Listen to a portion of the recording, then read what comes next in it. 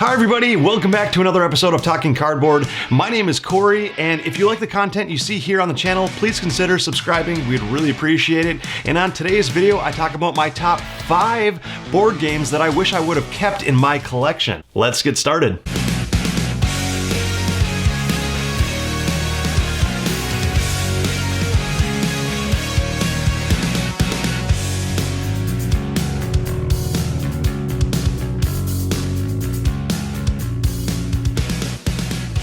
And first on the list, I would actually like to start off real quick with an honorable mention. My honorable mention for the list is Spirit Island. Spirit Island is a fairly new cooperative game that has a ton of depth and a lot of complexity for a cooperative game. I would say it's probably one of the most complex cooperative games in existence, right alongside Robinson Crusoe and games like that. So it has a ton of complexity, a real steep learning curve. That was one of the reasons why it kind of fell flat with me the first time. It just seemed like a lot of rules to kind of hold on to and learn, and anytime you play with new players you'd have to reteach those, and some of the concepts didn't really gel too well with a lot of the players we played with. But the really fun thing in Spirit Island is all the powers are very asymmetrical, and it's very hard to have a quarterback style player in the game that's telling everybody else what to do. So I like cooperative games where you don't have that quarterbacking going on, where one person can really take over the entire game and everybody else is left with not really feeling like they're playing a game at all. And Spirit Island, does away with that very well. But anyway, that was just my honorable mention. On to my top 5. My number 5 game is Terraforming Mars. So Terraforming Mars, a smash hit of a Euro game that came out in 2016, so about 4 years ago now. It is still widely talked about and very heavily regarded as one of the best Euro games ever made. It was Stronghold Games, one of their biggest hits, if not their biggest hit they've ever published, and just a ton of people like it. I did purchase the game back when it was brand new, gave it a few tries, and it just for as much as I love Euro games, this game just wasn't one of those that really gelled with my play style and what I really like in a Euro game. It had a lot of engine building and building a tableau of cards in front of you, which I tend to like. I like building a unique engine and comboing with the different cards that you are pulling in front of you that differ from what your opponents are doing to try to, get the most points in their own way. So I really like that aspect of the game a lot, but I just felt like it was just too convoluted, too overbearing, overburdened. I felt like every game I played, there was just like 20 or 30 different cards in front of me, and I was always looking like, oh, this card combos with this card, right? But it also could combo with that card, and what's the best combo here? Oh no, wait, yeah, I remember I purchased this card that combos well with that card, and maybe if I actually combined these two cards, it might work differently, and there was just too much going on. I think I would have liked the game more if the tableau was more restrictive, where you could only have a certain number of cards in front of you, and then if you got a new card, you'd have to replace it with a previous card. So I think that would have been a little bit more user-friendly for me. But it's a game that I've thought about ever since. Ever since I got rid of it, I've kept it on my mind, and I've thought about repurchasing it to give it another shot, because it has been a few years since I've played it, and I know it's come out with many expansions that could have helped it as well. I haven't really looked at the expansions and what it really does to the game at all, because I no longer had the game, so I just wasn't really interested. But it's definitely one that I've thought about quite a bit in repurchasing possibly, and also getting maybe some of the expansions for it to see if that helps it at all for me. But yeah, anyway, that is Terraforming Mars. My number 4 game I actually had for years and years before getting rid of it. It was actually replaced by a similar game, kind of a sequel to it, which involved dice rather than cards.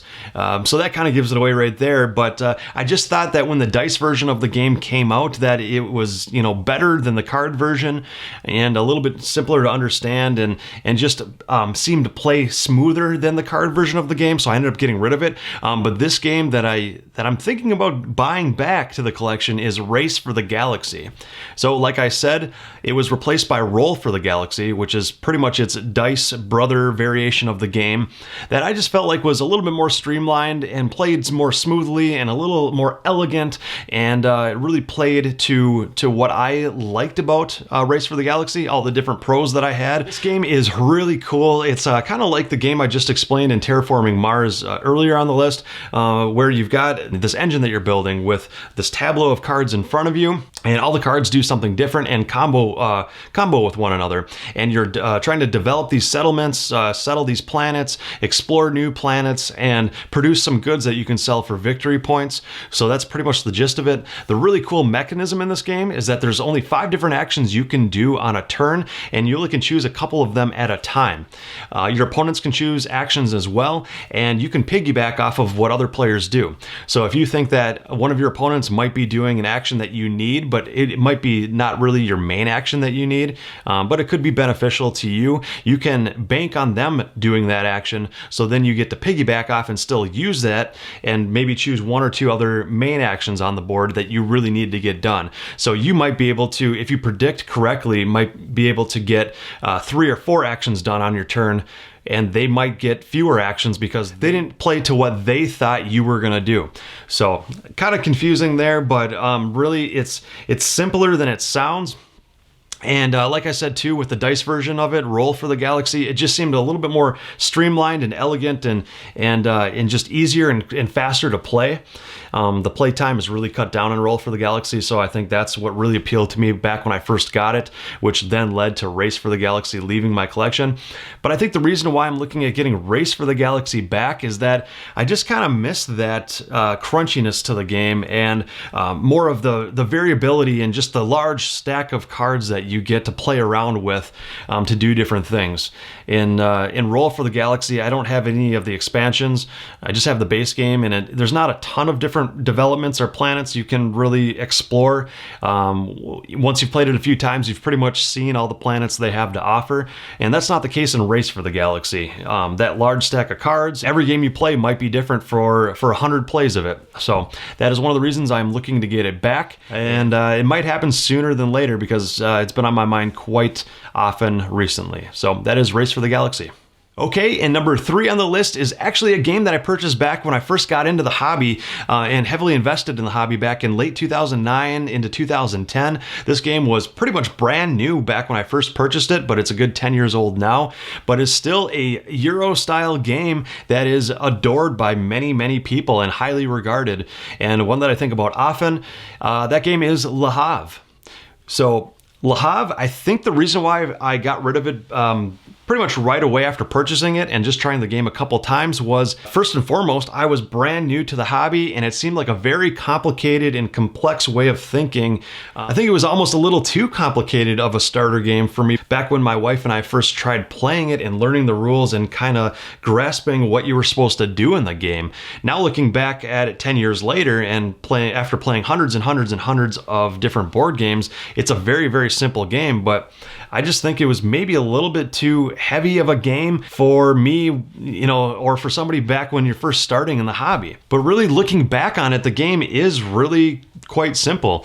You've only got 2 different decisions on your turn. You can either take all of the supplies from one of the docks alongside the river, or you can choose to place your 1 worker onto a building to take that action. You also get some optional actions where you can buy a building and put it in front of you to use on future turns, or you can sell a building for victory points. And there's also some ships you can buy, and that'll help you ship out goods for victory points, and they're also worth points at the end of the game as well. But really, there's only a couple options you can do in your turn. You go through a number of rounds, and whoever has the most points at the end of the game wins. And so yeah, very simple, but looking back on it, very elegant too. I really like and appreciate a game that is simple to play, simple to learn, but really difficult to strategize with. And it's hard to find that in gaming, but when you do find that, and to find that sweet spot, it's really a lot of fun. And I think Le Havre would bring that to the table for me now.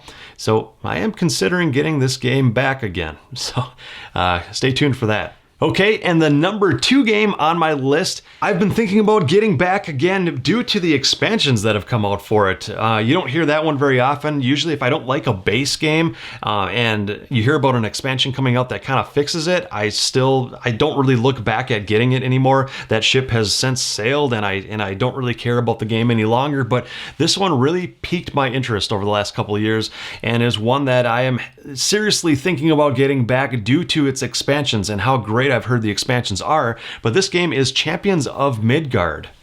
Champions of Midgard, completely disliked the game the first few times I played it, got rid of the game because there just seemed like there was too much luck to the game. Your warriors that you're sending out on these missions and sailing across the sea to defeat these monsters, and a lot of it came down to just rolling the dice, and if you rolled poorly, you did poorly in the game. And I don't like that in games at all. I mean, it seemed like in that game I was building up a decent enough strategy to where it was fun, and I was really kind of getting into it for the first play. And about halfway through the game, I just realized, you know, everything I build up toward and everything I strategized for can just be completely demolished with one bad roll of the dice. And it just left a kind of a sour taste in my mouth, and didn't really want to experience that much longer. I like games that when you're actually trying to build either an engine or build up a strategy or build up either for the mid game or late game, that it'll actually pay off in the end based on what decisions you've made earlier in the game. And this game just seemed like it failed at that. It really felt like you built up all for the roll of the dice, just to see what the roll of the dice would be. Some of the new expansions I've heard take some of that away. I think there's a little bit more dice mitigation, or when your warrior dice die, you can get victory points by going to Valhalla. So you're not just left with a completely pointless effort, pointless turns. They're actually worth something now, from what I hear. So due to those expansions, I am seriously thinking about buying this game back, and it won't just be the base game. When I buy it again, it would be the base game with the expansions, or at least one of the expansions, to give this a solid try and maybe a second chance. Okay, and finally, the last game on my list, the number one game that I wish I would have kept, now looking back on it, because it is not only not in print, but it's a really hard game to find now. And I don't know if this is more for nostalgic sake that I want the game back, to re-experience what I experienced back when I first got into the hobby, or if it would actually still be a good game. From what I remember of it, I do remember enjoying the game. I just didn't... I just kind of wanted more out of the game. And again, this is another one of those games that I didn't try the expansion back when it first came out to make the game harder. But this game is Shadows over Camelot. Like I said, Shadows over Camelot, I just tried the base game back when I first got into the hobby. Really enjoyed it. It's a cooperative game that has a hidden trader element to it. You can either shuffle in one trader card every time, so no matter what, one of either you or your opponents is automatically a trader, or you can shuffle in enough cards to where somebody might be a traitor, but then again, you all might be good people too. So there's a couple different ways to play it, and this was really the very first game that I played that had a hidden traitor element, and I had a ton of fun with it. Like I said, it's mostly cooperative. You're really just going to these different spots around the board and trying to collect these poker hands, either three of a kind or a straight, or different variations of poker hands to play at those locations to try to get them toward these asymmetric goals. Every time you reach a goal at a specific spot, you are flipping these swords around the Knights of the Round Table to either white side or black sides, depending on if the town is getting darker and more evil, or if you're giving light back to the town. And if you get enough of those light swords by the end of the game, you win. But all in the while, there might be a traitor in your midst that's going to these various locations that you are building toward getting those to the good side, but they might, in a secretive way, really be sabotaging the mission at that location that's bringing it back to the dark side.